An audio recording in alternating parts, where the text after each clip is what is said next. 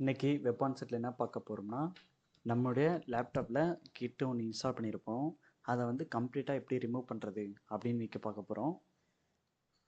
வாங்க பார்ப்போம்.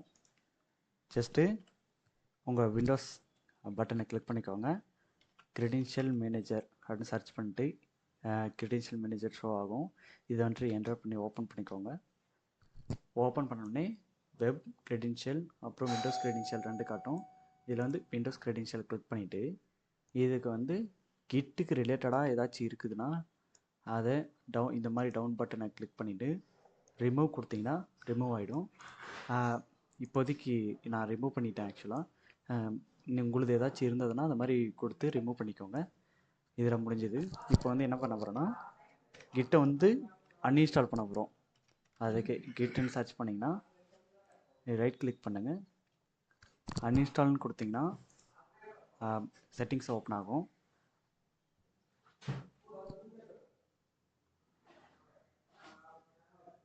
இதில் வந்து கிட்னு சர்ச் பண்ணுங்கள். சர்ச் பண்ணிங்கன்னா இந்த மாதிரி ஆப்ஷன் காட்டும். இதில் வந்து 3 ஐக்கான் பட்டன் காட்டும். இதில் வந்து கிளிக் பண்ணி அன்இன்ஸ்டால்னு கொடுத்தீங்கன்னா அன்இன்ஸ்டால் காட்டும். கிளிக் பண்ணிவிட்டு இதில் பாப்பப் ஓப்பன் ஆகும். இதில் வந்து எஸ் கொடுத்துக்கோங்க. எஸ் கொடுத்தீங்கன்னா இங்கே ஷூராக கம்ப்ளீட்டாக ரிமூவ் பண்ணுமா அப்படின்னு சொல்லிட்டு காட்டும். இதில் வந்து எஸ் கொடுத்துக்கோங்க. அன்இன்ஸ்டால் ஆகிட்டுருக்கோம். கம்ப்ளீட்டாக ரிமூவ் ஆகிடுச்சு. இப்போ வந்து ஒன் செகண்ட் செக் பண்ணிக்கோங்க. உங்களோட ஃபைல் மேனேஜர் ஓப்பன் பண்ணிவிட்டு சி டிஸ்கில் ப்ரோக்ராம் ஃபைல் ஓப்பன் பண்ணிக்கோங்க. இதில் வந்து கிட்டுன்னு ஒரு ஃபோல்டர் காட்டியிருக்கும். இதை வந்து கம்ப்ளீட்டாக ரிமூவ் பண்ணிடுங்க.